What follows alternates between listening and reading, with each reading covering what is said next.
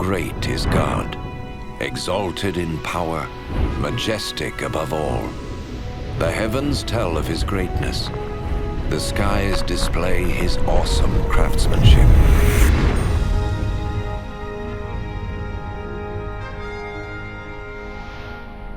Day after day they continue to speak. Night after night they make him known. In creating the heavens, God also created the earth and formed man from the dust of the ground and breathed into his nostrils the breath of life.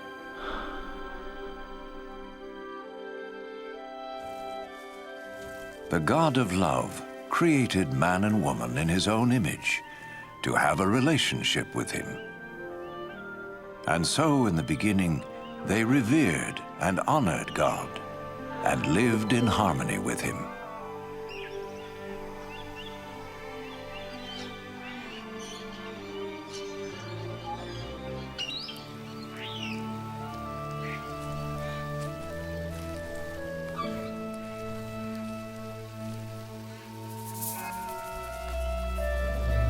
This continued until one day, Satan tempted the woman to eat the forbidden fruit, and she gave it to the man, who also ate.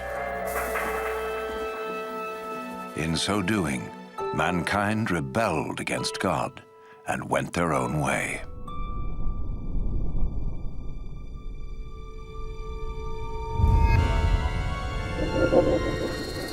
As a result of this sin, mankind was separated from God and was thrown out of the Garden of Eden. But God still loved mankind. It was never his desire to be separate from those he created.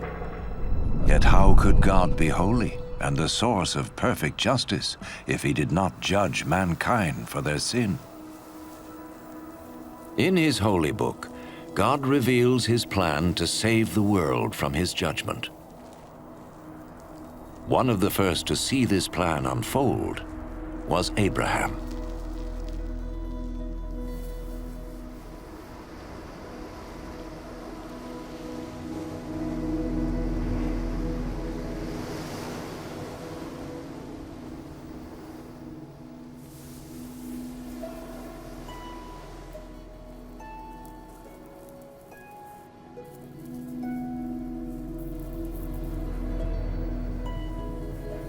Abraham was a righteous man, whom God promised to bless and make his descendants as numerous as the sand of the sea and the stars of the sky.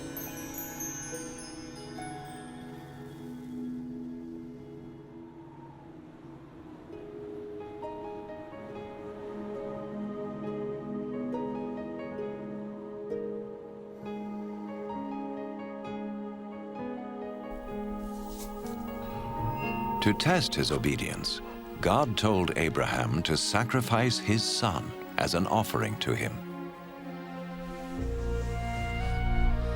Abraham trusted God and sought to obey him.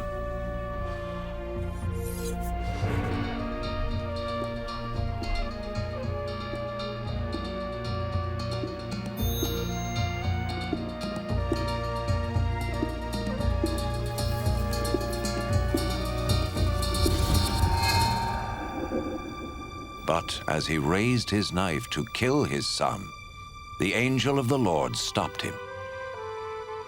He saw that Abraham feared God and was willing to obey him.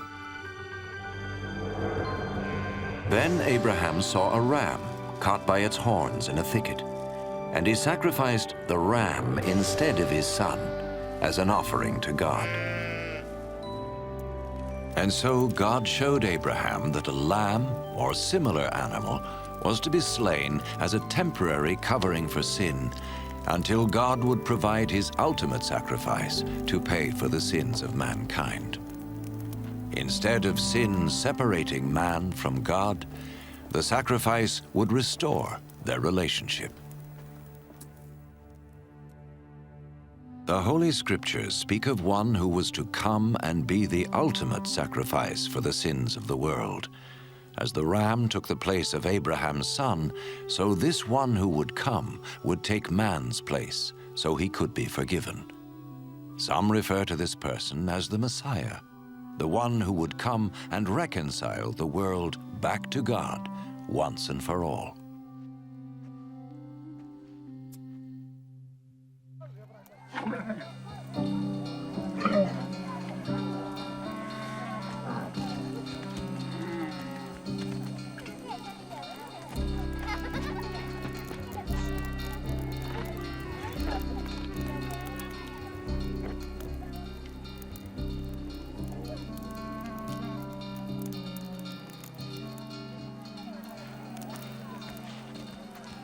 The prophets predicted many things in detail about the Messiah, hundreds of years before he appeared. The prophet Isaiah foretold that his birth was to be a miraculous one. A virgin would conceive a child who was to be called the Son of God.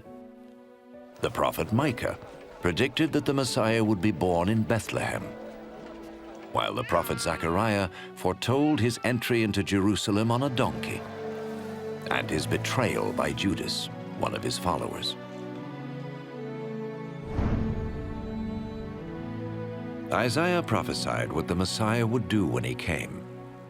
The Lord's anointed will preach the good news to the poor, bind up the brokenhearted, proclaim freedom for the captives, and proclaim that the time has come when the Lord will save his people.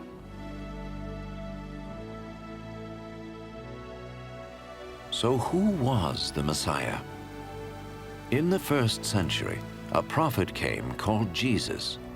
Some thought he was the one the prophet spoke about. Could this be? Did his life fulfill what was predicted of him?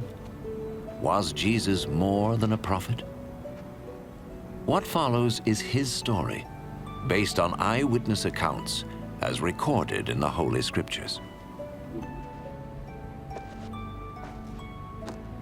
An actor plays the part of Jesus, and though no actor is worthy of such a role, it has been done so that we may understand and benefit from the life of Jesus.